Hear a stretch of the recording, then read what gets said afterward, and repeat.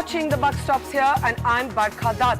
On the program this evening, more than 3 years after the 26/11 attacks in Mumbai, India is still to evolve a political consensus on whether we need yet another anti-terror body, a nodal body that was Mr. Chidambaram's pet project. On The Buck Stops Here today, we'll be joined by Naveen Patnaik on why he is among 11 chief ministers opposing Mr. Chidambaram's pet project, an anti-terrorism body called the NCTC.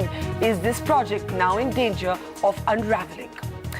This is the debate on a day when Mamta Banerjee met with the Prime Minister to assert her opposition to the project, saying that this was an assault on the federal structure of the Indian Constitution. That's going to be our big debate tonight. Is it politics or genuine concerns that now threaten to stall the NCTC, Mr. Chidambaram's pet anti-terror project?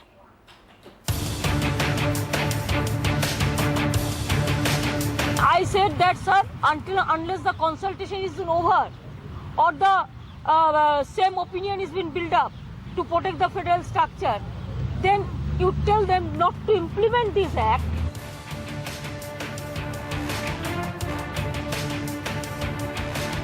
The union government has completely bypassed the states in issuing this notification, which has draconian overtones. They've ignored the state governments.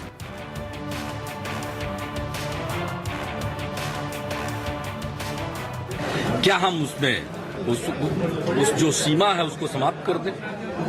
ये कहां तक न्यायोचित है?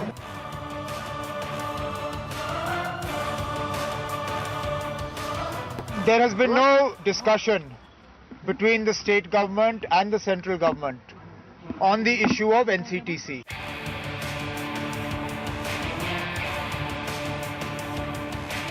Tell the central government about your fears. All right, what does it say about a country and a government that can't involve a consensus on something as serious as whether India needs a new anti-terror body? Well, today the problems came yet again from within the government, from its own allies. Leading the charge, West Bengal Chief Minister Mamta Banerjee, who met with the Prime Minister. She's one of 11 chief ministers cutting across party lines who have opposed Mr. Chidambaram's pet project, the NCTC, that's the National Counter-Terrorism Centre. He envisaged it as a umbrella body that would look at counter-terrorism, but now it looks virtually certain that the government will have to meet the chief ministers halfway, that the executive order setting up this body cannot go through as planned. Joining us now, Sandeep Phukan, my colleague, who covered that meeting between Mamta Banerjee and the Prime Minister. We'll also be cutting across live to Bhubaneswar to talk to Mr. Naveen Patnaik in just a couple of minutes. But first, Sandeep, deeply embarrassing for the government that the opposition has come from within. Mamta Banerjee, Omar Abdullah, among the two chief ministers who are allies, but who are saying that this is an order that does not take the independence of states into consideration. You spoke to Mamta Banerjee off camera as well after that meeting. What's the sense you got from her? Well, you know, actually, after she came back, it was a very short meeting, Barkha. This was just about 15 minutes, the meeting last between Mamta Banerjee and Prime Minister. And once she came back, we were actually anticipating that she's going to talk about West Bengal issues like Farakka Barrage and Gorkha Territorial Agreement, which she did. But actually, the first point that she chose to raise at a national platform in front of national television was the fact that she raised the issue of National Counter-Terrorism Centre and how this was an assault on federal principles. What was the need for the government to implement, a proposal of a group of ministers taken 11 years ago? Remember, this was a proposal taken by a group of ministers in NDA government, where both Nitish Kumar and Mamta Banerjee were part of that government. She said, what was the need? What was the tearing hurry to implement this after 11 years? Then she said, I've told the Prime Minister, put it on hold until the consultation process is over. Now, she didn't elaborate that what did the Prime Minister tell her. So after the press conference, the short press conference was over, I actually got a chance to speak to her, and I asked her very clearly that, Madam, you have said that you have told the Prime Minister, put it on hold until the consultations are over. But what did the Prime Minister tell you? Has he assured you that it is put on hold? Is it going the FDI way? She said, oh, yes, of course. What's the point of carrying on consultations if the centre goes ahead with the decision? So, but quite clearly, Barkha, that's not how the government, of course, reacted. The Prime Minister's office issued a press release much later after Mamata Banerjee spoke to the press. In that, of course, they repeated that the Prime Minister has asked the Home Ministry and the Home Minister in particular to address all the concerns of the Chief Minister. But Mamata Banerjee was absolutely clear that this was going the FDI way. There's no question of implementing this notification until and unless the process of consultations are over. And briefly, Sandeep, if you will, is there any word from the Prime Minister's office on whether they now intend to take this executive order to Parliament? Because one of the big weaknesses of this entire executive order is that it does not have the mandate, the popular mandate of Parliament. Well, you know, the argument so far from the government, Barkha, has been that this does not require parliamentary approval. Remember, it draws its power from the UAPA, that is, the Unlawful Activities Prevention Act. And that's something where all the parties were represented. UAPA was amended after 2611. All the parties spoke their mind.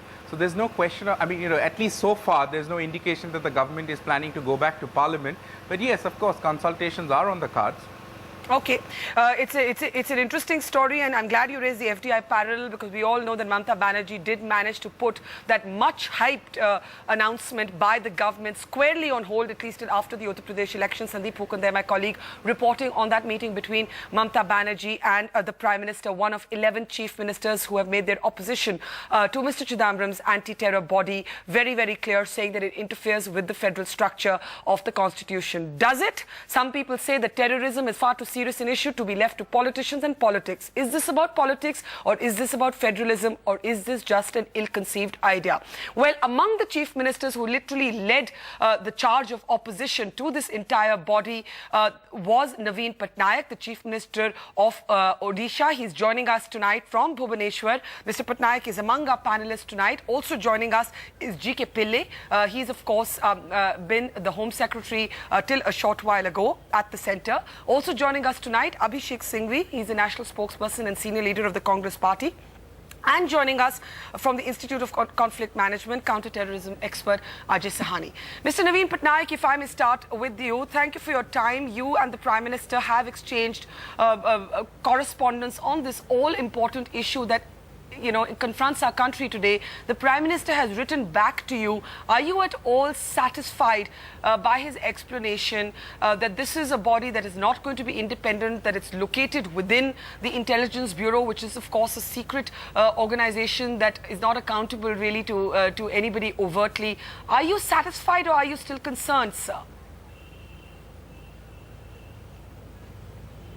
Well, as you said, I got a letter last evening by fax from the Prime Minister, Dr. Manmohan Singh.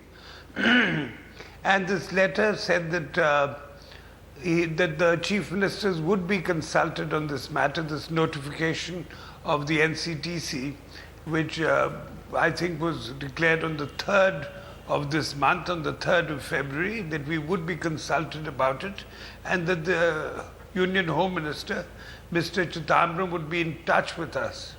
But I do feel that all this should be done very urgently, because it concerns the security of India. And, of course, it deals with the horror of terrorism and the terrible scourge of extremism, which every citizen of India is well aware of. And I, as the Chief Minister of a state of India, of Odisha, am very concerned. So that's why I began, I wrote to the Prime Minister on the 13th of this month when we got this information.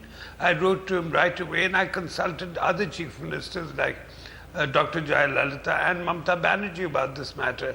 And a number of chief ministers have objected. But I think these consultations must begin very quickly, because you've seen what's happened in the horror of terrorism in cities like Delhi, Mumbai, Bangalore, all that. So all these consultations should take place very quickly. And also another thing I'd like to mention here, I'd shown my concern for certain clauses which sort of insinuate draconian measures, yes, authoritarian measures. Because we all are aware, certainly people of my generation, I'm in my mid-60s, of what happened during the emergency period in the 1970s, when people were jailed undemocratically, the entire opposition, virtually the entire opposition, even the media was totally muzzled. I think that's an important point, Mr. Patnaik, and you're of course referring to the powers under this act to basically seize and search on mere suspicion. That is one of its most contentious aspects. But may I ask you, is that your central opposition to this executive order, or are you also concerned that it is an act that is not, it is an order that has not been mandated by Parliament? May I say one thing here? I think you're well aware that this order was given, this notification of the NCTC, without consulting the chief ministers. And we live in a federal structure. The Constitution of India is a federal document. So the chief ministers ought to have been consulted. Certainly they ought to have been consulted about this very important matter. I mean, we are given huge bills, the state governments, for CRPF, BSF, all the central forces, and yet we are not to be informed of what they're doing and what notifications they're bringing out without consulting a single chief minister. A number of chief ministers have objected to this, you know that, and I think quite rightly so. Of course it should have a democratic stamp, as you suggested, and done totally transparently, but it is important that it be done urgently, because terrorism and extremism and the security of the country is of the foremost importance in all of our minds, certainly in mine, and my fellow chief ministers who objected to this. So it should be done very quickly, and it should have been done transparently. We should have been informed about this. We were not. The NDTV news app had redefined the entire genre. Now another market beater. It's already hit #1. NDTV Profit, India's #1 finance app. Download free at ndtvprofit.com/apps. Live stream of NDTV Profit, market news, and your easy-to-manage portfolio. Download now. ndtvprofit.com/apps.